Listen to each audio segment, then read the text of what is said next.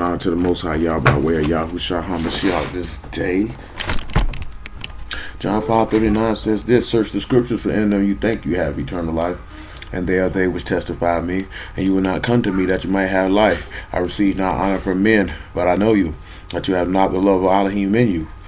If another shall come in his own name, him you will receive. Say, I come in my Father's name, excuse me, and you receive me not. If another shall come in his own name, him you will receive. How can you believe which receive honor one of another? I receive not the honor that come from Alahym only. 2 Chronicles chapter 35 verse 20. 2 Chronicles chapter 35 and verse 20.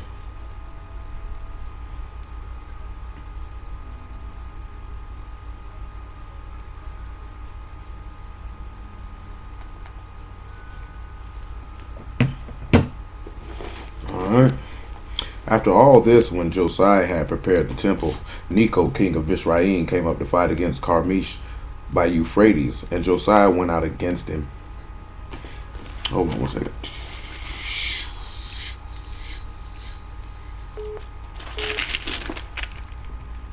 Yep.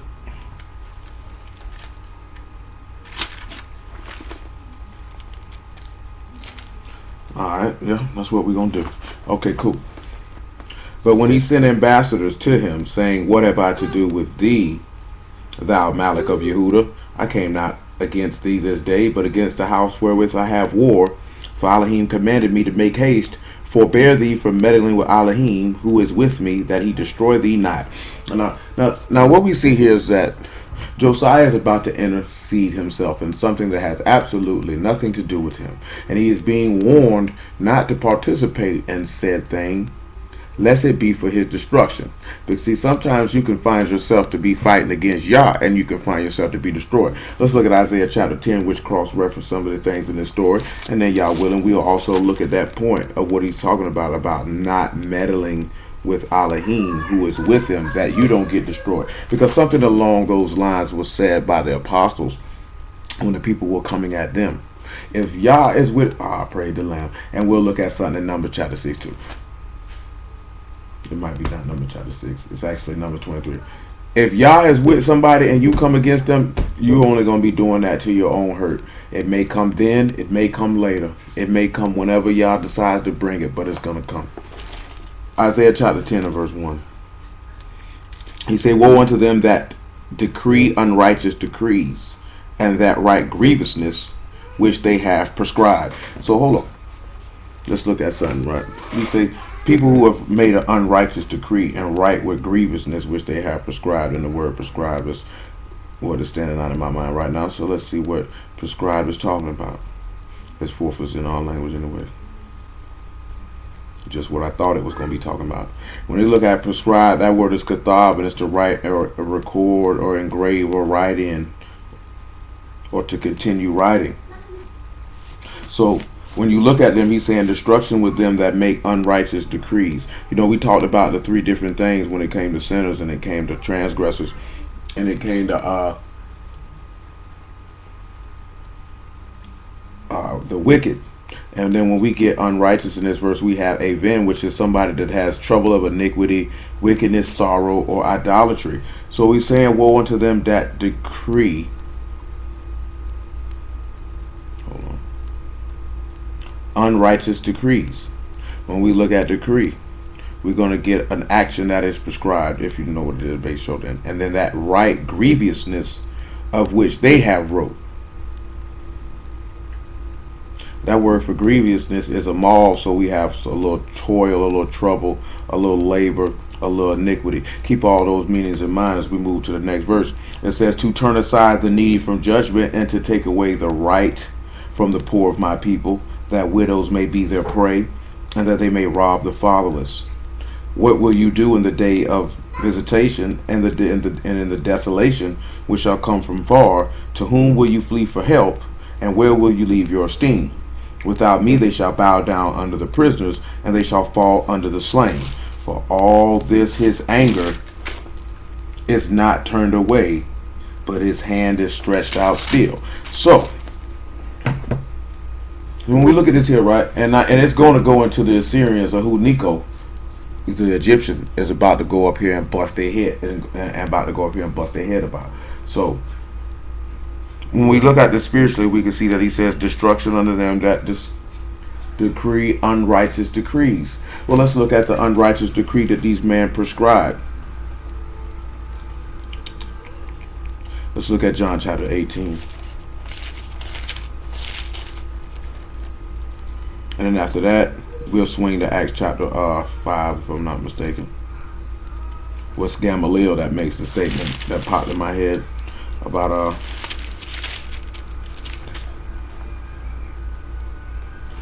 fighting against Alahym. We have to also sit back and look at it that anytime we align ourselves on the side of sin and transgression, we are literally fighting against Alahym, because we're fighting against his will. You know,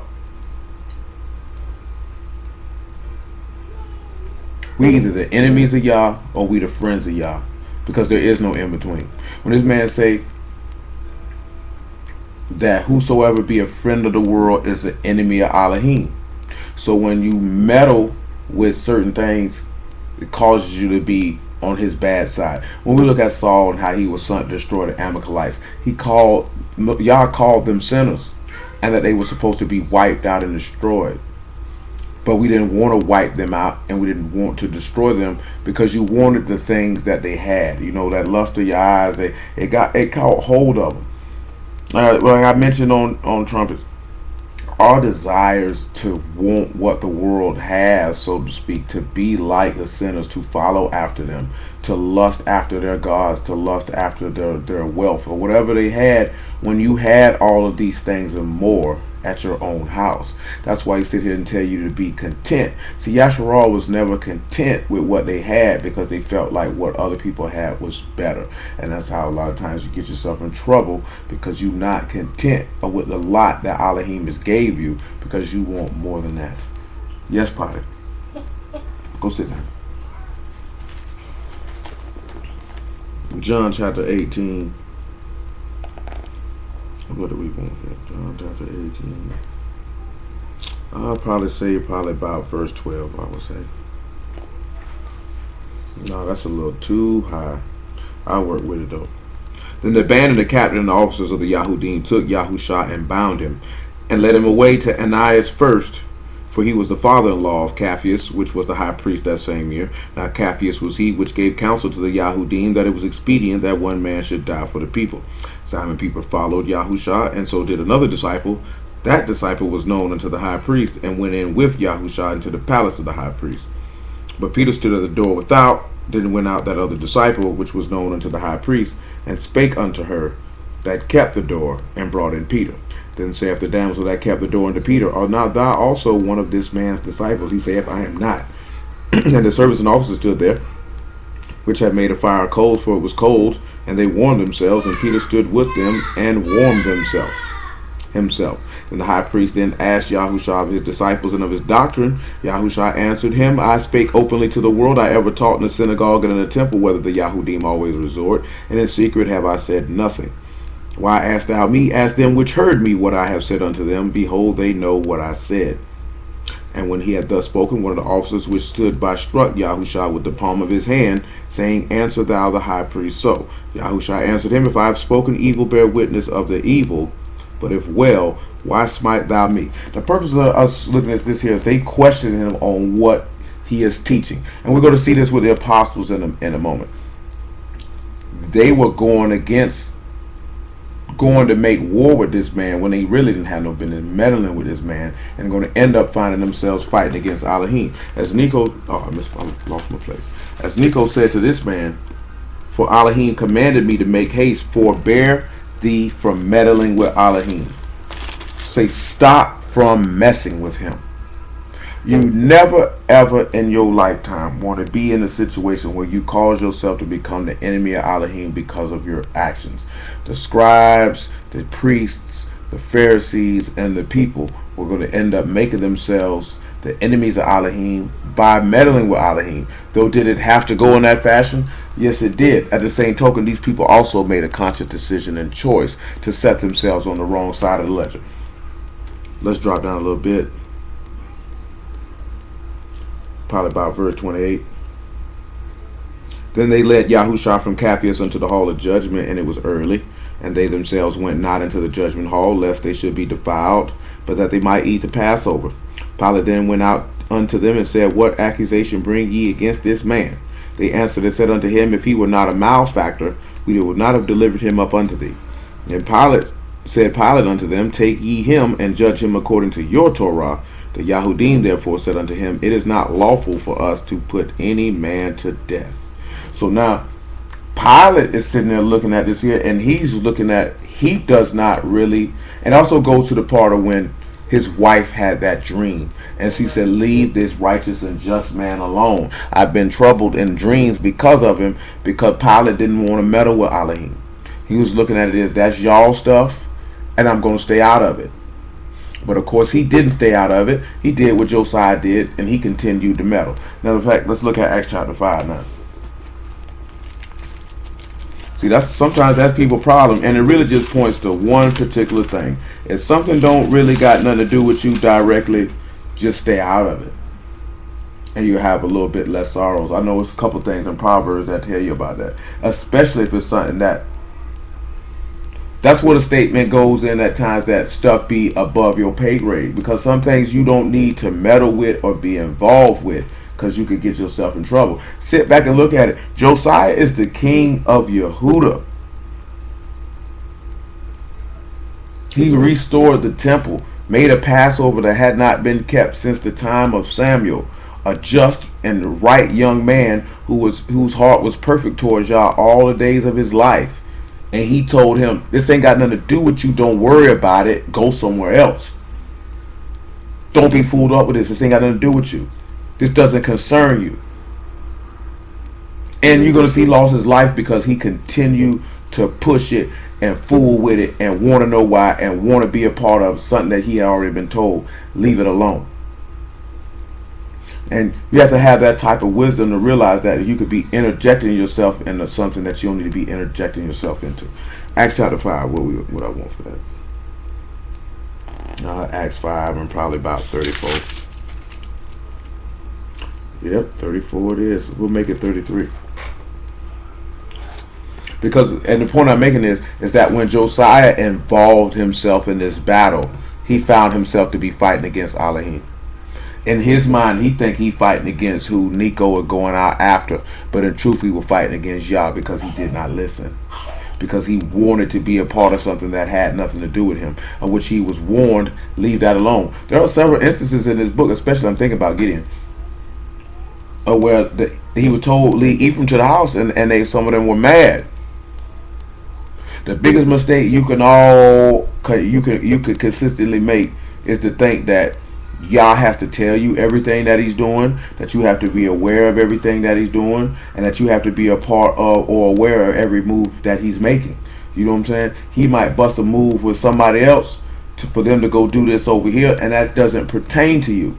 And you don't need to know why. You don't need to understand why. You don't need to be a part of it. When it's time for you to understand and know, he'll let that be known. There's no telling what he would have did for Josiah if Josiah would have stayed out of that. But instead he lost his life. When they heard that, they were cut to the heart. Hold on, I'm sorry. Make sure we ain't messing around. Oh yeah, we good. When they heard that, they were cut to the heart and took counsel to slay them. Then stood there up one in the council, a Pharisee named Gamaliel, a doctor of Torah, had in reputation among all the people, and commanded to put the apostles forth a little space. He said unto them, Ye men of Yasharal, take heed to yourselves, what you intend to do as touching these men. For before these days rose up Theudius, boasting himself to be somebody, to whom a number of men, about 400, joined themselves, who was slain, and all as many as obeyed him were scattered and brought to naught. And after this rose up Yehuda of Galilee in the days of the taxing, and drew away much people after him. He also perished, and all, even as many as obeyed him, were dispersed. And now I say unto you, refrain from these men, and let them alone. For if this counsel or this work be of men, it will come to naught. But if it be of Alahym, you cannot overthrow it. lest happily you be found even to fight against Alahym.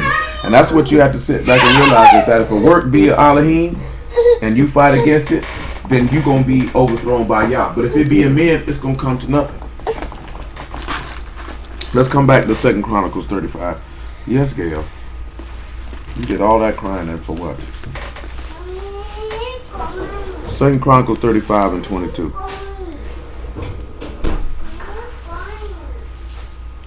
We'll come back to Isaiah chapter 10 in a moment.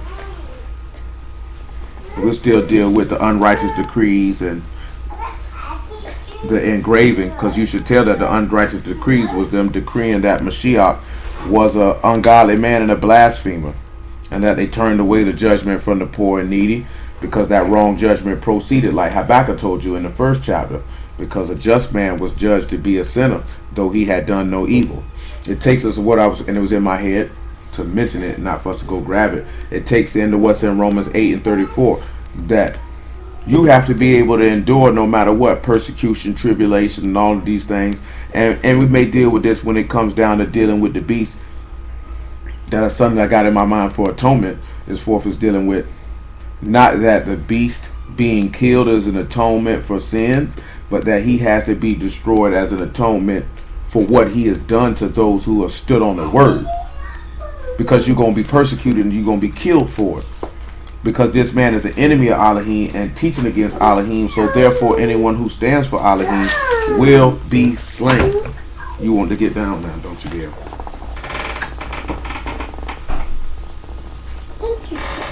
So you have to keep that in mind. This is why you have to continue on to stand firm, because these things may occur.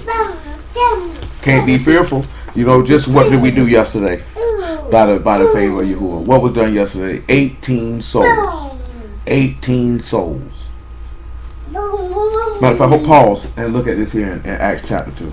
So you're going to understand why I said it. Hey, Gail.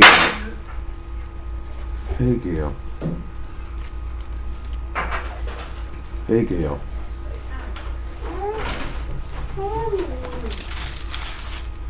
I'm happy to see you too, Gail. What is it? Acts 2 and what? 36.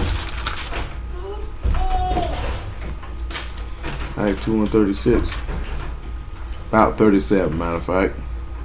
And now when they heard this, they were pricked in their heart and said unto Peter and to the rest of the apostles, Men and brethren, what shall we do? Then Peter said unto them, Repent, and be ye immersed every one of you in the name of Yahushua HaMashiach for the remission of sins, and you shall receive the gift of the Ruach HaKodesh. Again, that points to what we talked about Shabbat night on trumpets, about the evidence of the purchase. The purchase, what bought you was the blood, which is the remission of sins, because he said, Take, drink, this is my blood, which is shed for many for the remission of sins. And the Ruach HaKodesh is the evidence of the purchase. That's the evidence that's left behind, that he purchased you, which is why you get immersed. You're showing that you died with him, that you are part of that purchase. Knowing that you are part of that purchase, you should no longer be living for yourself. If you live for yourself after that purchase, you just show yourself to declare an unrighteous decree, and that you are one of those who had those decrees that were prescribed, or therefore engraved, or therefore crucified or impaled this man. But that's what it's talking about. And you the ones that turned aside the poor and needy from judgment, and all the other works of unrighteousness that's described in that beginning of that chapter. Abigail. No. Where's your other shoe, Gail?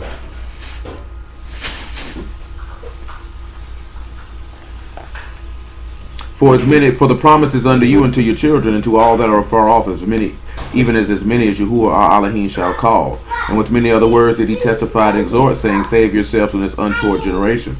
Then they that gladly received his word were immersed, and the same day there were added unto them about 3,000 souls.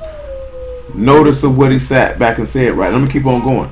That those that gladly received his word. That means those who received the word of Alahym with joy. That's, again, that point of what we talked about before we did it. You have to get immersed, you have to believe the word. You've got to really believe it. And this is one of the reasons why these people receive the Ruach when they receive it, is because of their belief in the word and their knowledge of the word. The strong foundation of faith that existed within them. And they continued steadfastly in the apostles' doctrine and fellowship and breaking of bread and in prayers. And fear came upon every soul, and many wonders and signs were done by the apostles. And all that believed were together and had all things in common. Now that's what I said right. Like I mentioned y'all before, those brothers don't believe in Mashiach, but yet you can't say nothing negative about brothers getting 70 acres of land for the people to be able to do that said thing, to live together and deal with each other in that fashion. Will everybody get to do that? Y'all only knows. You know, I know a lot of brothers want to do that across the country. I know some brothers take it a step further. They want to have schools and hospitals and their own police and all these things of this nature. And that's only if you're who are will when it comes to certain things of that nature. But it's definitely nothing wrong because 70 acres of land ain't a little bit of land. And it's definitely not cheap. Because I know that other brother, Dowell, they do the same thing in Tennessee. But all of them live on it. But they got some other stuff they deal with that we don't necessarily agree with. But it is what it is. And they sold their possessions and goods and parted them to all men, and as every man had need. And they continuing daily with one accord in the temple and breaking bread from house to house to eat their meat with gladness and singleness of heart, praising Alahym and having faith. Get off that table, boy. Lost your mind. Praising Alahym and having favor with all the people. And Yahuwah added to the body daily as such as should be saved. So this is a twofold thing we look at. Come back to 2 Chronicles 35 though. And that's in verses 46 and 47. Number one, it goes back to what we were talking about Shabbat day with the immersion. Everybody having the same mind, the same judgment, one heart. Because that's what he said, I give you one heart and one way. Because it's one body, it's one immersion. You know what I'm saying? It's one Alahym, it's one Abba who's in all and through all. Period.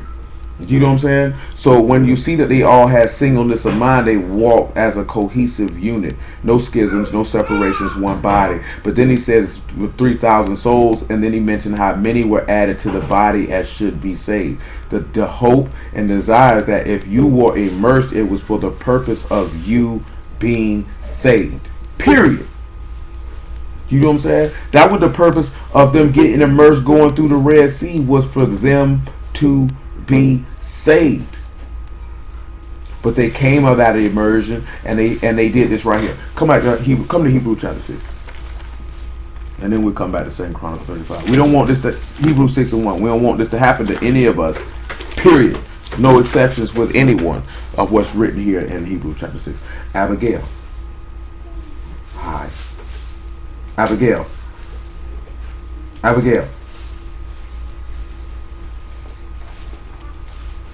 Therefore, leaving the principles of the doctrine of Mashiach, let us go unto perfection, not laying again the foundation of repentance from dead works and faith towards Alahym. There is nowhere in the world that we should be laying a foundation to learn about how to turn away from sins and have faith towards Alahym. Ain't nowhere in the world we should be laying that foundation. That foundation was already laid in Mashiach. If you decide you made the decision that you went to go die with him, there's absolutely no reason whatsoever why a foundation should be laid. That foundation should have already been laid.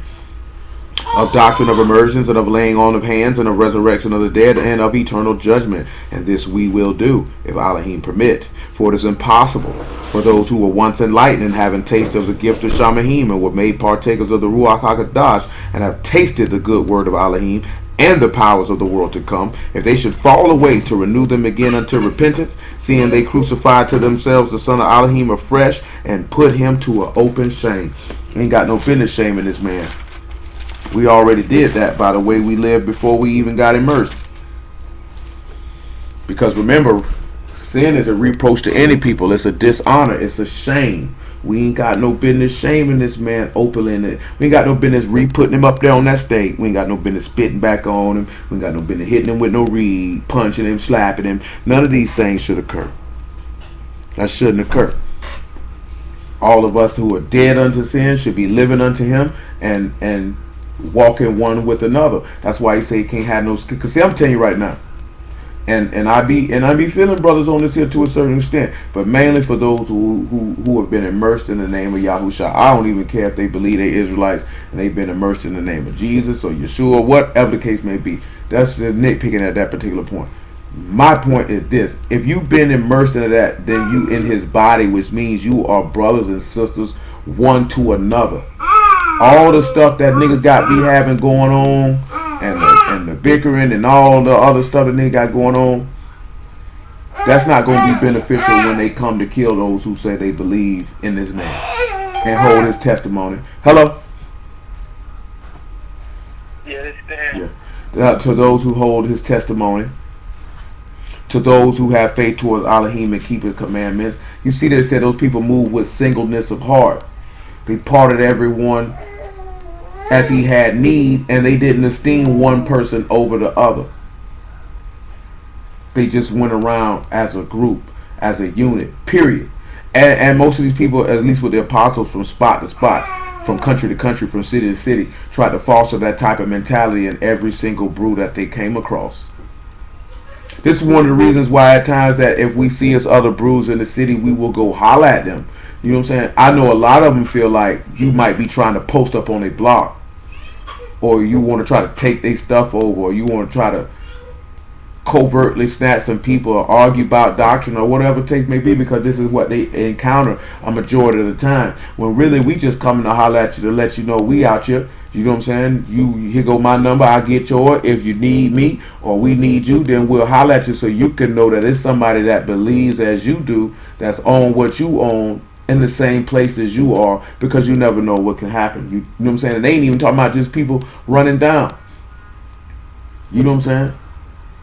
We should be able to know that there's other people that believe as you, and you can be able to go to them before having to go deal with a sinner first. That's the point of it. I reached out to some chick and I said, yeah, man, we trying to link up with y'all. She thought something totally different. And I'm like, no, we just trying to holler at y'all, kick it with you a time or two. You know what I'm saying? Y'all do what it is that you do. Ain't nobody really trying to infringe on what it is that y'all do. You on your block, hustle on your block. We on our block, we gonna hustle on our block. You know what I'm saying? Period. That's why we looked at that thing where he said they were all on the wall and the work was great and they were all separated and they wouldn't be joined together until the wall was complete. Once the wall was complete, then there wouldn't be no more separation, because everyone would be able to come together because the work is done. That's what that meant. That's what that was pointing to. That's why we went over that. Until the work is complete, everybody separated, because everybody got to go over here to do their part. If we're all working on the same part of the wall, what does that leave for the rest of the wall? The rest of the wall can't be complete in a timely fashion, because all of us are over here working in this one location. You need to be over here on this part, and you need to be over here on this part, and you need to be over here on this part. And when it's complete, the whole wall is perfect. Meaning, which I just said, I really just was being redundant. You know what I'm saying? Everything is complete. Then we have a fortified city, and we can dwell within him and have rest. That's the purpose of building a wall around the city, is for protection, for rest, pointing you to the kingdom. Nevertheless, 2 Chronicles 35, though, verse 22. It's just something to consider, because we'll go holler at anybody. You know what I'm saying? It's only when you show yourself to be stupid that we just not going to continue to have conversations with you, you know what I'm saying, or this, that, that, and the third. But if you need something, then we are able to accommodate you, we should do so. But we'll holler at any brew in the city at any time, truth be told, in at least a 100-mile radius, north, south, west, yeah, that's about it. I was finna say east, but that'll take us in the ocean. So, and anywhere in the city, you know what I'm saying, it doesn't make a difference. We'll sit down with whoever. And we ain't talking about we got to come in here and preach no word to them neither. No, we ain't got to do that. Let them people do their thing. You don't see the apostles doing that because they slid somewhere and they felt like they had to preach because they preached somewhere else. And it's a congregation of people in here, so I got to do it. You only do it if y'all gives opportunity of them people ask. You know what I'm saying? You just don't. But I see brews that feel like they need to do that. Come in there and preaching people stuff and take something over. And I got to drop my knowledge and wisdom on these people because these people got to know that I know this. They ain't got to know anything. It speaks for itself. If you were y'all, you don't got to do all that. Verse 22. Nevertheless, Josiah would not turn his face from him, but disguised himself, that he might fight with him. This is what he told him. And hearken not unto the words of Necho from the mouth of Alahym. You You heard what he said? He didn't listen. Pause. Hebrews chapter 4. He didn't listen. See, that's a lot of people's problem. And now we looking at it here, right? Okay, it was from the mouth of Alahym that Nico spoke these words. But when the word comes, whether it be from the Torah, from the Tanakh, from the Gospels, or from the epistles, it's still the mouth of Alahym that is speaking. Why do we not listen to it? Hebrews chapter 3. Verse 7, matter of fact. Wherefore, as the Ruach HaKadosh saith, today if you will hear his voice, harden not your hearts as in the provocation, in the day of temptation in the wilderness, when your fathers tempted me and proved me and saw my word 40 years. This is exactly what Josiah did. He hardened his heart. See, I'm going to tell you something right here. That's what people like to do. When people don't want to hear something, they don't like what they're being told. They like to harden their heart. That's what they like to do. Because they're not hearing his voice because they're listening for their voice. See, pause. Proverbs 18:2. Hey, Abigail. Yes.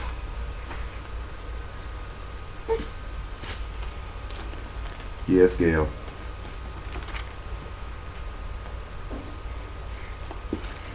I can't pick you up at this moment, Gail. 18:2. He said, a fool have no delight in understanding, but that his heart may discover itself. And you know what this really means? And you could come back to Hebrews chapter 3. When it say a fool have no, that his heart might discover itself, it's so basically that it can reveal its own opinion and do what they want to do. But we'll just make it plain and clear with the word. The word that we have here is galah, for uncover, and it's to remove or to part or to uncover or to reveal or to make known or to show.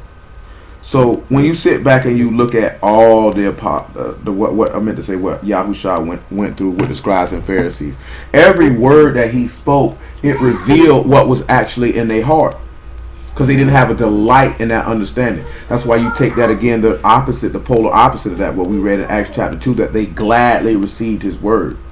This is why he said in Luke chapter 2 that sword would hit unto the soul and reveal the hearts of many. That's why Hebrews 4:12 says that the word of Alahym is sharper than a two-edged sword, to the dividing asunder to the joints of marrow, and is a discerner of the thoughts and intents of the heart. When you don't have a delight in understanding, which is the insight, always remember this here. Wisdom is skill to war. Wisdom gives you the ability to know how to fight. But understanding is actually the insight to actually basically having Alahym in the inner man, the understanding of Yahuwah inwardly. And when you don't have a delight for Alahym inwardly, this is why Paul said he delight after the law of Alahym in the inner man. When you don't actually have a delight inwardly for the word, then you'll never gain the insight and understanding of what Yahuwah is trying to impart. So because you don't do that, when the word comes, you're going to reveal what is actually in your heart.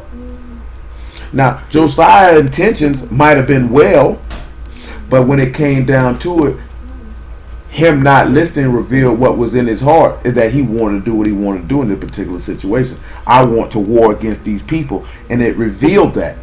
The word revealed it, it showed it, that you're stubborn and hard-headed when it comes to this.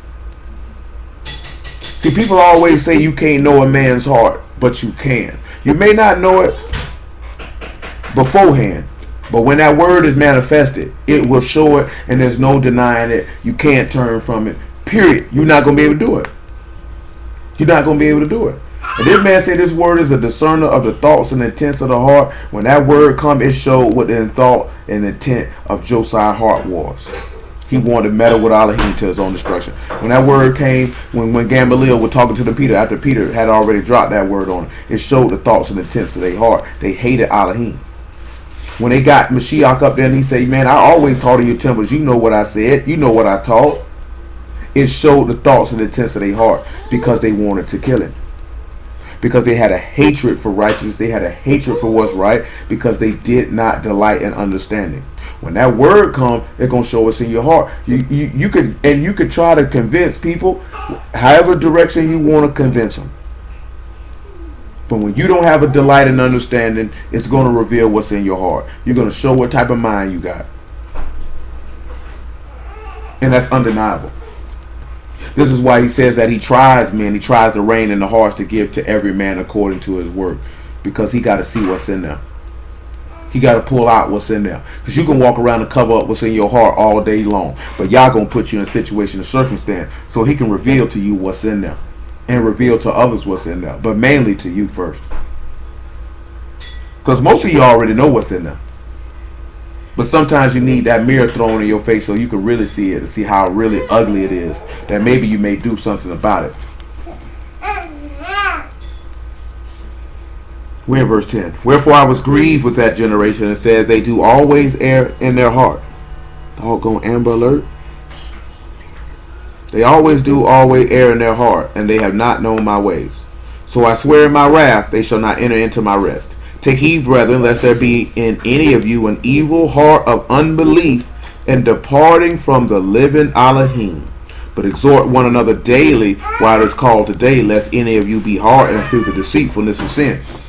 Listen what he said. When you don't listen, it causes you to depart. And he said that it shows that you have an unbelieving heart. So when it came to that matter, it showed that Josiah departed from Alahym, and his heart was unbelieving when he was told from the mouth of Alahym not to fool with this. And you know that he knew he was wrong, because he disguised himself. He tried to cover. He tried to conceal the intent of his heart. That's why he didn't prosper. He that covers his sin shall not prosper. He tried to cover it up. See, that's what we like to do when the word come and it blocks something you want to do and you ain't got no bit of doing. You try to cover it. You try to disguise it like it's right, but it's wrong. And that's not wise. Another key point again, when he's saying exhorting one another, that your heart not be hard by, that goes back to what he was talking about, moving as a unit, as a body.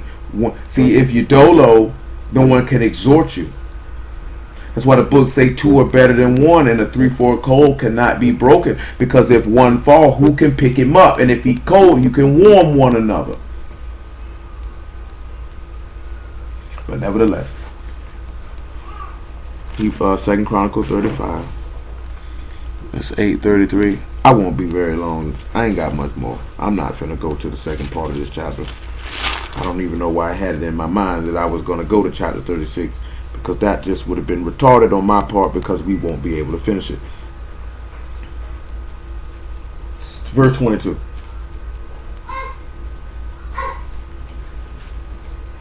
Nevertheless, Josiah would not turn his face from him, but disguised himself that he might fight with him, and hearkened not unto the words of Necho from the mouth of Alahym, and came to fight in the valley of Megiddo. And the archers shot at King Josiah, and the Malik said to his servants, have me away, for I am sore wounded.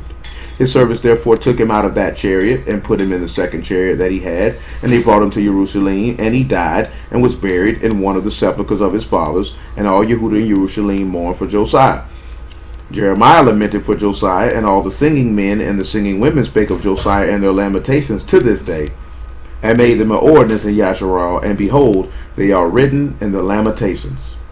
Now the rest of the acts of Josiah and his goodness, according to that which is written in the law of Yahuwah, and his deeds first and last, behold, they are written in the book of the malice of Yasharal and Yehudah. Lamentations of Jeremiah chapter 4, probably about verse 15. I think the account of his death is about the same in Kings, so we won't see no need to be redundant. Let me make sure.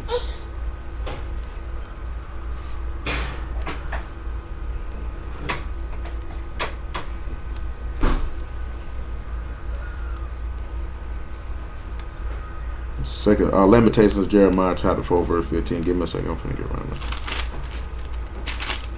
Yeah, no need us to look at it in Kings. It's not that long. Be redundant. Hello, Abigail. You okay, Gail? Lamentations 4 and 15.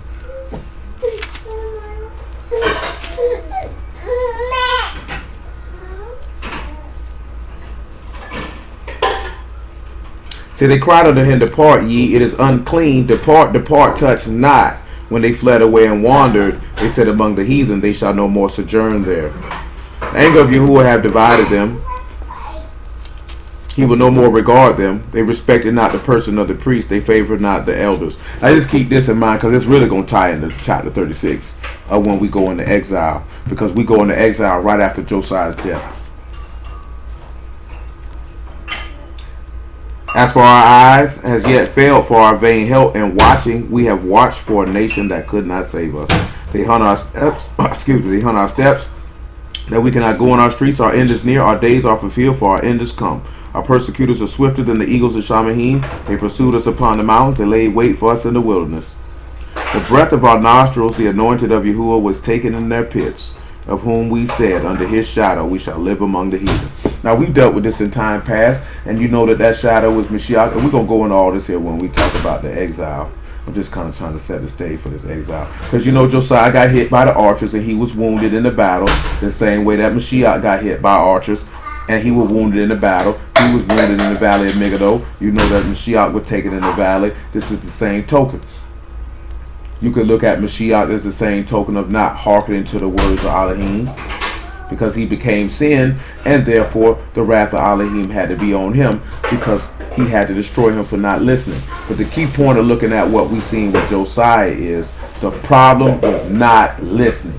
Not listening to the word, and the word revealing what's in your heart, and then what's in your heart will end up being your destruction. Because we could try to make it be how we want to be. So that's case in point, because for now, at this point, everyone has been immersed. So that means all those former things are passed away. You know what I'm saying? You ain't got no business revisiting it. You ain't got no business touching it. You ain't, because you're supposed to be dead to it. The stubbornness, the pride, the disobedience, the rebellion, the idolatry, the witchcraft, all of that stuff has to cease. The living for the desires of the flesh and the desires of the heart and the lust of the eyes and the pride of life, all that's supposed to be gone. And now you're supposed to be living for him who died, but better yet, rose from the dead for you. And if you do not seek after that, you deserve every level of extreme punishment that Alahym has reserved for those who have treated the blood of the covenant as an unkadesh thing and have done despite the ruach of favor. You deserve every piece of punishment that he has to dispense in that particular matter, because you have forsaken your mercy and trusted in lying vanities, and you ought to be killed. You know what I'm saying? That goes for every single last one of us. Myself, anybody who professes faith in Yahushua HaMashiach. Now, of course, we know that the Apostle John says, my little children, sin not. But if any man sin, you have an advocate in Shamahim, which is Yahushua HaMashiach. In the Yah forbid, in the event that would occur. But we talking about a singular event. You ain't got no business doing none of that anymore. You ain't got no business living for yourself anymore. Period. You ain't got no business doing that. You have attached yourself to the King. Serve him in righteousness, joy, and shalom, that your soul might be preserved. Let me finish this Isaiah chapter 10.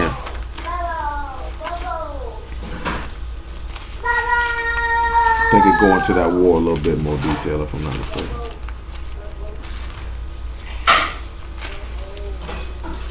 Isaiah 10 and 5.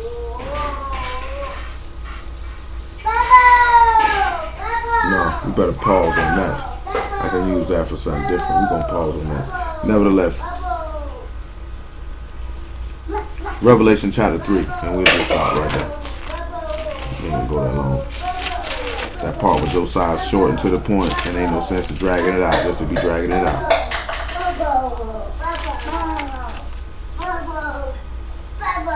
3 and 19. And really, we just putting emphasis on verse 19 and verse 22. As many as I love, I rebuke and chasten. Be zealous, therefore, and repent. He loved Josiah and he rebuked him, but he didn't listen. Therefore, it cost him his life. Many of you have been rebuked by Alahym already. Many of you have been chastened by Alahym already. So therefore, let that jealousy towards Alahym, meaning you jealous for his word, his way, and his truth, and turn from the ungodliness. For those of you who had your children immersed, you join them to serve the living Alahym. Be a living example of the faith for your children. rear them in the admonition of the master, that therefore they will, as the book says, you train this child up in the way that they will go, and they will not depart, and stay steadfast in the way. You know what I'm saying? Because this man purchased them with their blood, just like he purchased you with his blood. And in the same token that you sat back and you grabbed those of your household to be a part of that, he did the same. Keep that in mind, and let righteousness reign in your heart, that it can be an example to your children. Behold, I stand at the door and knock. If any man hear my voice and open the door, I will come into him and sup with him, and he with me. To him that overcome will I grant to sit with me in my throne, even as I also overcame and am sat down with my Abba in his throne. He that have an ear, let him hear what the Ruach saith unto the synagogue. The reason why I pause with that there is because he that have an ear, let him hear. By the mouth of Nico, the word of Alahym proceeded to Josiah and told him to hear if he had an ear. But in that instance, he didn't want to hear from the mouth of Alahym, but disguised himself and did as according to what was in his heart, because he didn't have a delight in that understanding, because he wanted to be a part of that battle, and that battle had nothing to do with him.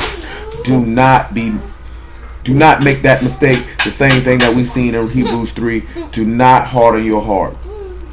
Do not have an evil heart of unbelief and departing from the living Alahym, because you choose not to listen. But hold steadfast to his word, even if it's something that you want to do and that word is blocking you from doing it. Don't do it. If he's telling you not to go in a particular place, don't go. If he's telling you not to fool with particular people, don't fool with it. You don't got to be a part of and join to any and everything because you feel like you should. Nevertheless, hallelujah for Yahushua in the word. We will cease and desist at that.